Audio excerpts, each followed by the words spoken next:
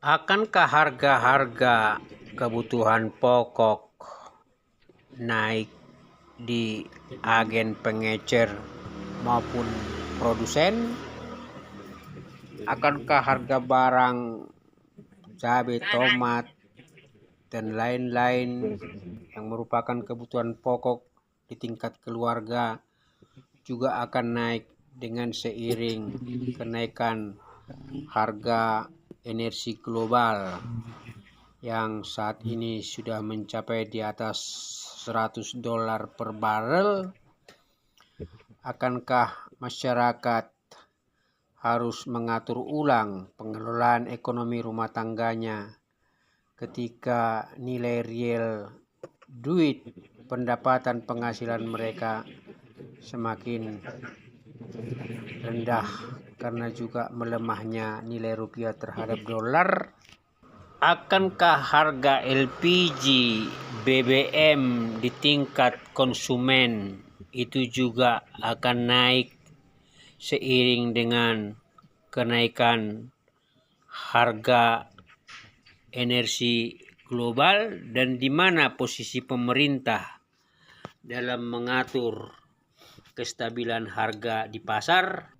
Pemerintah tentu menata ulang dan mengatur kebijakan mengenai pendapatan dan belanja negara seiring dengan kenaikan harga energi global tersebut, sehingga anggaran dialokasikan supaya lebih efektif, layanan publik tetap maksimal, tetapi kebutuhan-kebutuhan masyarakat di tingkat massa itu juga tidak mengalami kenaikan, supaya kestabilan kondisi sosial ekonomi masyarakat juga relatif berjalan normal.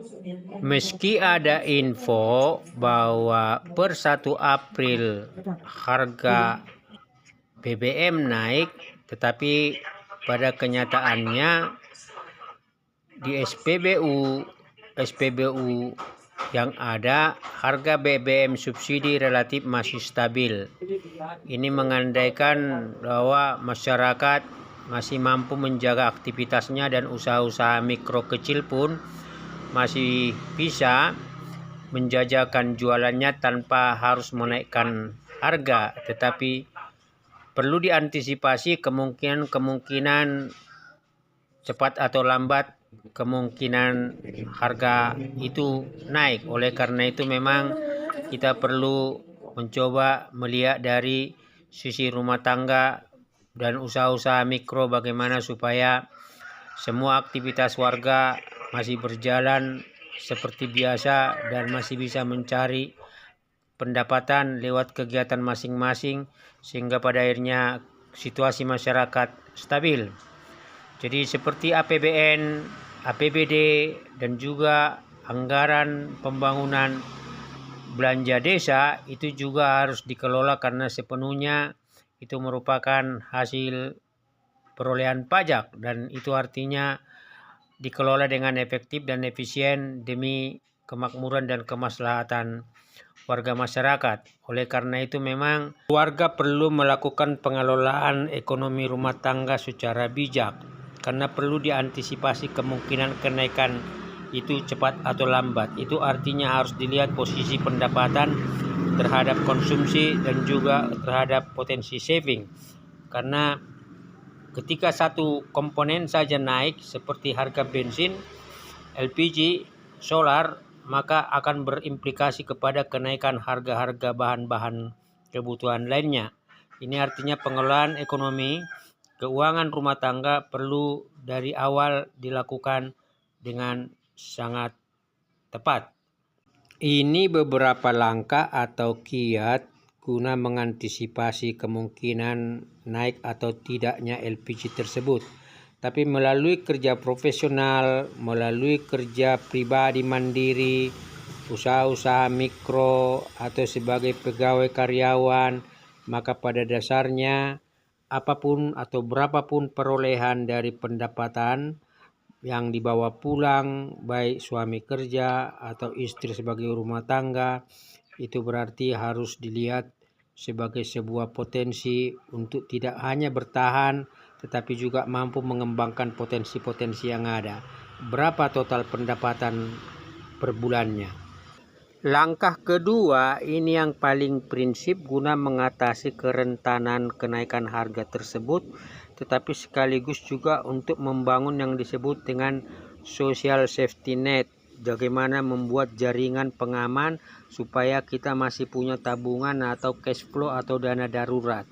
Langkah kedua ini berarti mendeteksi ulang, mengidentifikasi ulang semua kebutuhan-kebutuhan primer kita, baik daripada volume, kemudian juga frekuensi maupun harga, supaya pada akhirnya kita bisa memungkinkan untuk pada akhirnya menggeser dari sebuah keinginan menjadi kebutuhan, dan bukan dari sebuah kebutuhan kita geser menjadi keinginan. Jadi yang kita harus pastikan adalah berapa total dari pengeluaran kita, berapa belanja rutin keluarga yang memang wajib harus diambil dari tingkat pendapatan itu.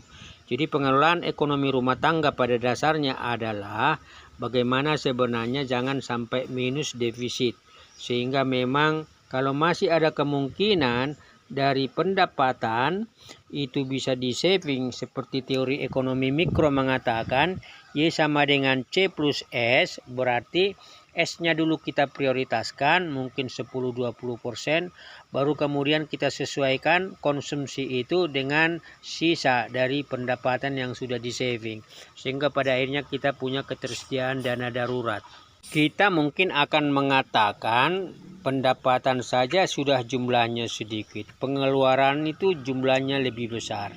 Bagaimana bisa melakukan saving? Oleh karena itu, tentu langkah ketiga adalah bagaimana sebenarnya kita memanfaatkan sisa waktu untuk melakukan kerja paruh atau kerja sampingan dengan memanfaatkan keahlian-keahlian spesifik yang kita punya, kemudian keterampilan dan jasa yang bisa kita jual, sehingga kita bisa berpotensi untuk mendapatkan pendapatan lain-lain, sehingga masih tetap bisa melakukan saving dan kita menutupi kekurangan pengeluaran itu dengan menambahkan pendapatan lain-lain dengan kemungkinan pekerjaan-pekerjaan yang sifatnya bisa memperbesar potensi pendapatan rutin tersebut.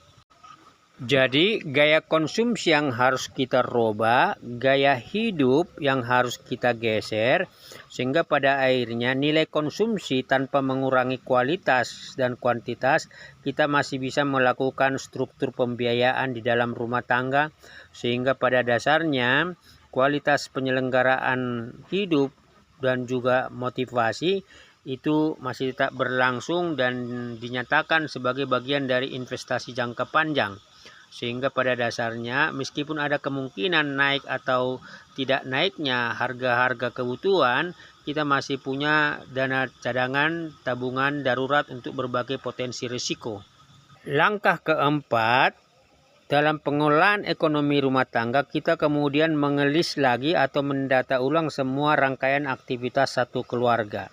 Sehingga pada akhirnya kegiatan-kegiatan yang bersifat eksternal bisa dikurangi, sehingga ketersediaan mungkin bensin di motor atau mobil yang kita miliki bisa berkurang jumlahnya karena kita memanfaatkan waktu dan kesibukan itu sendiri secara efisien.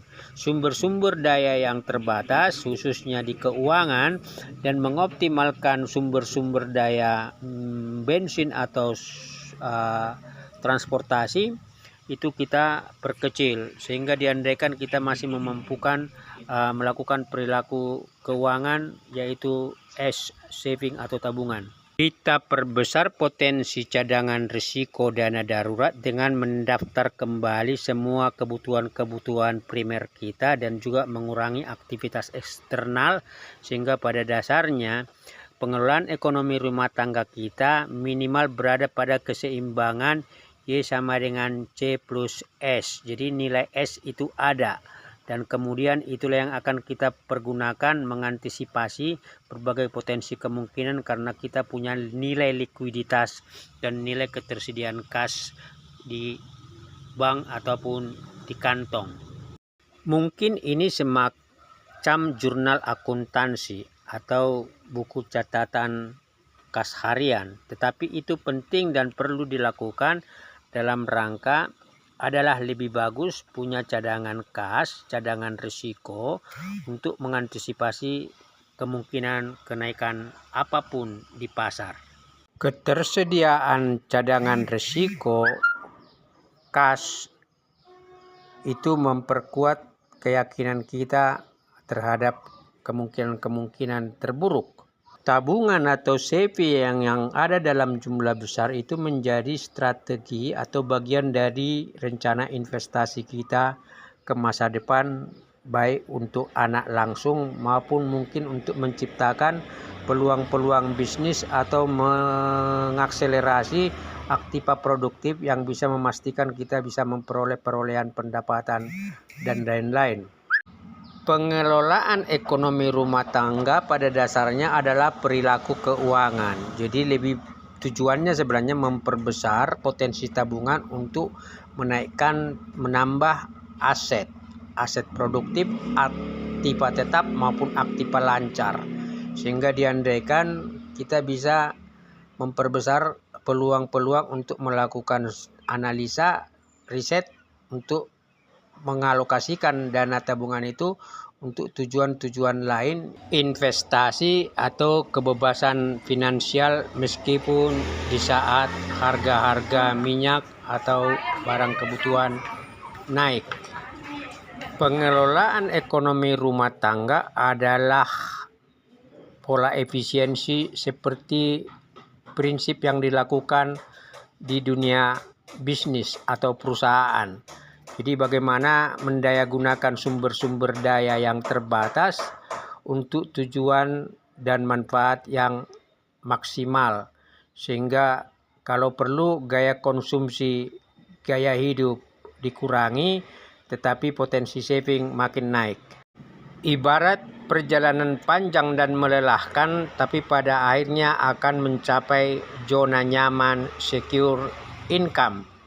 Di luar jam kerja, di lingkungan rumah, sebagai bagian dari rekreasi mental dan pikiran dan fisik, kita bisa memanfaatkan waktu tersebut untuk melakukan kegiatan positif, mungkin sekedar memelihara ayam atau berkebun, atau mungkin beternak, atau memelihara kegiatan-kegiatan yang sifatnya bisa memberikan hasil, budidaya lele misalnya, atau mungkin belut, atau mungkin yang lain. Tetapi pada dasarnya itu mampu menyegarkan pola pikir kita dan sekaligus kita bisa menghargai waktu dan ruang yang ada, dan pada akhirnya pikiran kita juga bisa lebih segar, dan pada akhirnya kita bisa mendapat manfaat meskipun panenannya kecil, tetapi uang-uang kecil yang seyogyanya kita gunakan untuk membeli di luar, kita akhirnya mendapatkannya di dalam lingkungan sendiri.